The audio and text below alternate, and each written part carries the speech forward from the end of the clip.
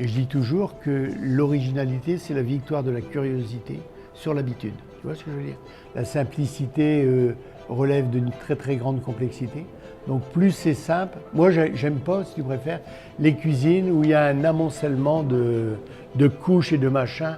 Il faut que ça reste la simplicité. Hein. Maintenant on évolue comme ça et puis il y a un partage d'idées. Alors, à partir du moment où tu as des gens passionnés, c'est plus facile, ce qui se passe actuellement, parce qu'on leur dit, voilà, tel produit, comment on ferait les gars? Alors moi j'ai une idée, eux ils ont une idée, tout ça. Puis moi j'ai laissé beaucoup faire aussi, dans l'esprit d'avoir des idées. Et j'ai eu la chance quand même qu'à chaque fois ils revenaient sur mes idées, mais c'est pas moi qui leur ai imposé.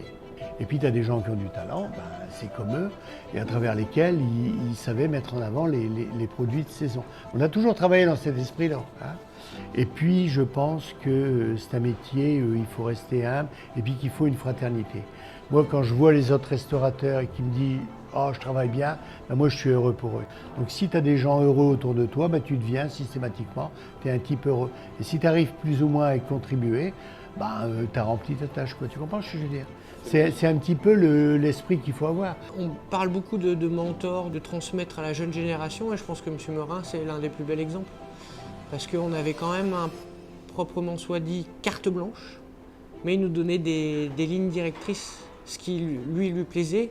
Et nous, après, au bout d'un moment, on connaissait aussi un peu sa cuisine. Donc il y avait vraiment des marqueurs, en fait. Mais nous, derrière, on avait un peu carte blanche dans le sens où « Rachou, j'aimerais bien une raviole ». Donc il me donnait une recette de ravioles. Et puis après, c'est des mertos. En fait, la sensibilité de chacun était mise à contribution. Et je pense que c'est ça qui a fait, pendant plus de 20 ans, avancer la maison. Et nous aussi, professionnellement et personnellement, où on a pu avancer avec eux. C'est ça qui était intéressant.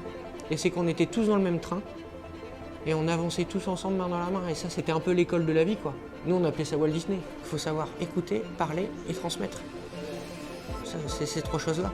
Ah, il m'a fait confiance en fait, il m'a permis d'avoir ma première place de chef et je l'oublierai jamais, il me faisait confiance, je lui proposais ce que j'avais envie, il me donnait son envie et j'oublierai jamais surtout son honnêteté, sa franchise et un merci ça coûte rien et son entièreté en fait. Le personnage, je ne l'oublierai jamais, il m'a apporté énormément, c'est juste fou, c'est un grand monsieur. J'ai la chance d'être encore à ses côtés aujourd'hui, à part d'autres échanges, et rien que ça, ça apporte énormément. Il fait quelque chose, mais il pense déjà à ce qu'il va faire après. Et moi, j'ai une formule très simple, c'est il répond à la question que tu n'as pas encore posée. Et du coup, voilà, sa force, c'est de réussir à emmener tout le monde avec lui. Et il nous a emmenés, il nous a toujours emmenés. Sa gentillesse, sa bienveillance, toujours penser à l'autre. On choisit de faire ce métier parce que on a envie de faire plaisir aux gens. Si on n'aime pas les gens, on ne peut pas faire ce métier. Enfin, je connais peu de monde qui a choisi de partir dans l'hôtellerie-restauration en n'aimant pas les gens.